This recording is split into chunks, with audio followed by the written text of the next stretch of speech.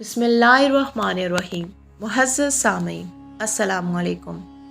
سامعین، حضرت سیدنا برا بن عازب رضی اللہ تعالیٰ عنہ بیان کرتے ہیں، وہ فرماتے ہیں کہ ہم نبی کریم صلی اللہ علیہ وآلہ وسلم کے ساتھ ایک انصاری صحابی رضی اللہ تعالیٰ عنہ کے جنازے کے لیے گئے۔ نبی کریم صلی اللہ علیہ وآلہ وسلم اپنا سر انور جھکا کر اس کی قبر کے پاس تشریف فرما ہو گئے۔ پھر 3 مرتبہ یوں ارشاد فرمایا، اے اللہ، میں عذاب قبر سے تیری پناہ چاہتا ہوں۔ سامعین، آپ سے گزارش ہے کہ آپ ہمارے چینل اسلامی گلدستہ کو سبسکرائب کرنا مت بھولیے گا۔ پھر آپ صلی اللہ علیہ وآلہ وسلم نے ارشاد فرمایا، بندہ مومن جب مرنے کے قریب ہوتا ہے تو اللہ پاک فرشتوں کو بھیجتا ہے جن کے چہرے سورج کی مانند ہوتے ہیں، ان کے پاس اس کی خوشبو اور کفن ہوتا ہے۔ وہ اس کے سامنے تا حد نگاہ بیٹھ جاتے ہیں، اور جب اس کی روح نکلتی ہے تو زمین و آسمان کے درمیان والے فرشتے اور تمام آسمانی فرشتے اس کے لیے دعائے رحمت کرتے ہیں۔ اس کے لیے آسمان کے دروازے کھول دیے جاتے ہیں، اور ہر دروازہ تمنا کرتا ہے کہ اس کی روح اس کے اندر سے داخل ہو۔ جب اس کی روح اوپر لائی جاتی ہے تو کہا جاتا ہے، اے اللہ پاک، یہ تیرا فلاں بندہ حاضر ہے۔ چنانچہ اللہ پاک ارشاد فرماتے ہیں، اس کو واپس لے جاؤ اور وہ کرامات دکھاؤ جو میں نے اس کے لیے تیار کر رکھی ہیں، کیونکہ میرا ان سے وعدہ ہے۔ اللہ پاک فرماتے ہیں کہ ہم نے زمین ہی سے تمہیں بنایا اور اسی میں تمہیں پھر لے جائیں گے اور اسی سے تمہیں دوبارہ نکالیں گے۔ چنانچہ جو لوگ مردے کو دفن کر کے واپس لوٹتے ہیں تو مردہ ان کے جوتوں کی آواز سنتا ہے، یہاں تک کہ اس سے پوچھا جاتا ہے، اے فلاں، تیرا رب کون ہے؟ تیرا دین کیا ہے اور تیرا نبی کون ہے؟ وہ جواب دیتا ہے، میرا رب اللہ ہے، میرا دین اسلام ہے، اور میرے نبی حضرت محمد مصطفیٰ صلی اللہ علیہ وآلہ وسلم ہے۔ وہ دونوں فرشتے اسے بہت زیادہ جھڑکتے ہیں، اور یہ آخری آزمائش ہے جس میں میت کو مبتلا کیا جاتا ہے۔ سامعین، جب وہ یہ جوابات دیتا ہے تو ایک منادی ندا کرتا ہے، تو نے سچ کہا، اور یہی اللہ پاک کے اس فرمان کا معنی ہے۔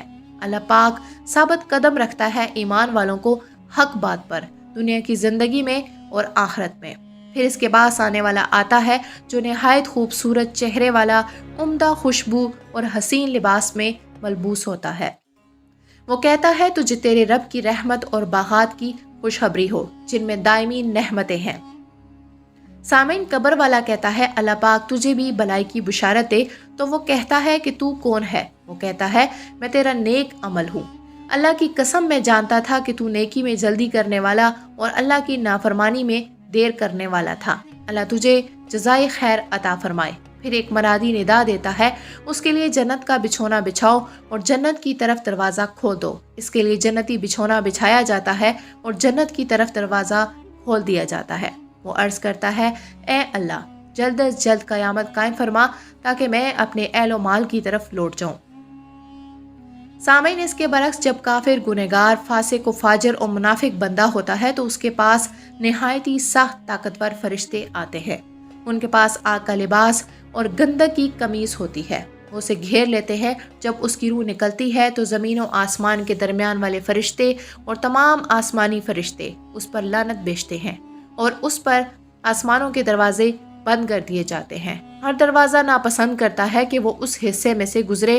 جب اس کی روح کو اوپر لے جایا جاتا ہے تو اسے پھینک دیا جاتا ہے اور کہا جاتا ہے، اے اللہ، یہ تیرا فلاں بندہ ہے، اسے نہ آسمان قبول کرتا ہے اور نہ ہی زمین۔ چنانچہ اللہ پاک ارشاد فرماتے ہیں، اس کو واپس لے جاؤ، اور میں نے اس کے لیے جو شر یعنی برا عذاب تیار کر رکھا ہے وہ اسے دکھاؤ، کیونکہ میرا اس سے وعدہ ہے۔ اللہ پاک فرماتے ہیں، ہم نے زمین ہی سے تمہیں بنایا اور اسی میں تمہیں پھر لے جائیں گے اور اسی سے تمہیں دوبارہ نکالیں گے۔ سامعین، جب لوگ اس کو دفنا کر واپس آتے ہیں تو مردہ ان کی جوتوں کی آواز سنتا ہے، یہاں تک کہ اس سے پوچھا جاتا ہے، اے فلاں، تیرا رب کون ہے؟ تیرا دین کیا ہے اور تیرا نبی کون ہے؟ وہ جواب دیتا ہے، میں نہیں جانتا، بس کہا جاتا ہے کہ تو نے جاننے کی کوشش ہی نہیں کی تھی۔ پھر اس کے پاس ایک نہایت بدبودار، بدصورت، بد لباس آتا ہے۔ وہ کہتا ہے کہ تجھے اللہ کی ناراضگی اور دردناک دائمی عذاب کی خبر مبارک ہو۔ چنانچہ وہ مردہ کہتا ہے کہ اللہ تجھے بری خبر سنائے، تو کون ہے؟ وہ جواب دیتا ہے، میں تیرا برا عمل ہوں۔ اللہ کی قسم، تو اس کی نافرمانی میں جلدی کرتا اور اس کی فرمانبرداری میں کوتاہی کرتا تھا۔ اللہ تجھے برا بدلہ دے۔ پھر اس پر ایک بہرا، اندھا اور گونگا فرشتہ مقرر کیا جاتا ہے۔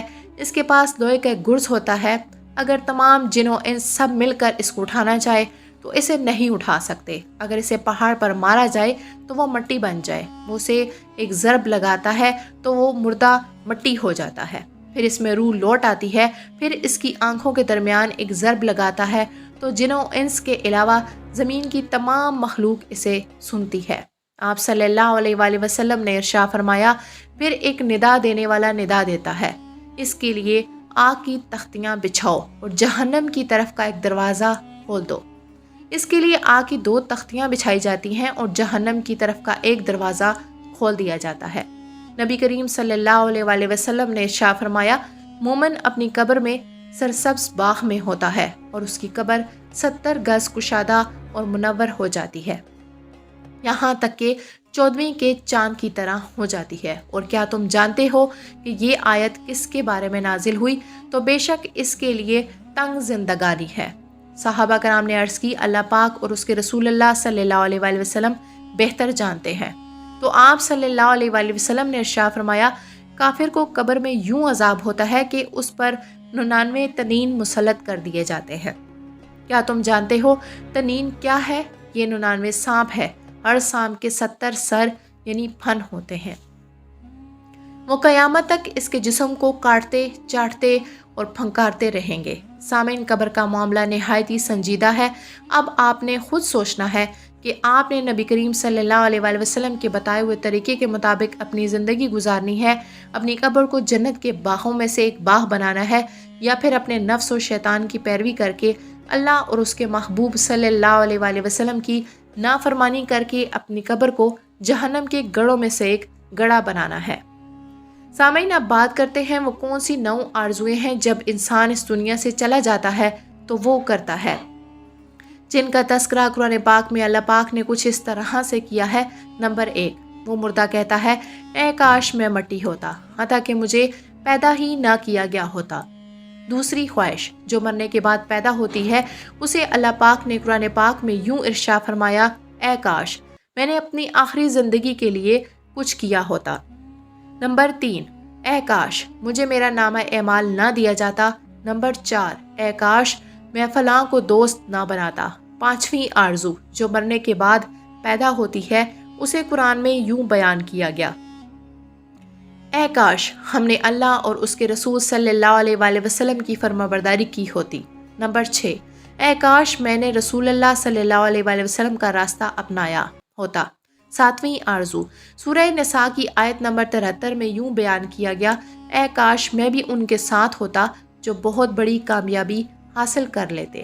8ویں آرزو، اے کاش میں نے اپنے رب کے ساتھ کسی کو شریک نہ ٹھہرایا ہوتا۔ 9ویں آرزو، جو مرنے کے بعد پیدا ہوتی ہے، اسے اللہ پاک یوں بیان فرماتے ہیں، اے کاش کوئی صورت ایسی ہو کہ ہم دنیا میں پھر واپس بھیجے جائیں اور اپنے رب کی نشانیوں کو نہ جھٹلائیں اور ایمان لانے والوں میں سے شامل ہو جائیں۔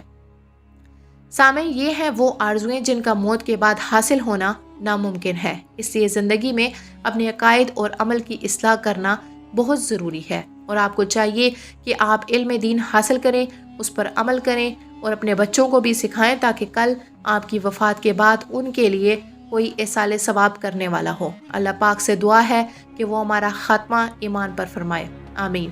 سامعین، امید ہے کہ آپ کو ہماری آج کی ویڈیو پسند آئی ہوگی۔ اگر ویڈیو پسند آئے تو ویڈیو کو لائک کریں، شیئر کریں اور چینل کو سبسکرائب کرنا مت بھولیے گا۔ کمنٹس میں آپ اپنی قیمتی رائے کا اظہار بھی کر سکتے ہیں اور کمنٹس میں آپ اپنے قیمتی سوالات بھی ہم تک پہنچا سکتے ہیں۔ اللہ پاک ہم سب کا حامی و ناصر ہو، آمین یا رب العالمین۔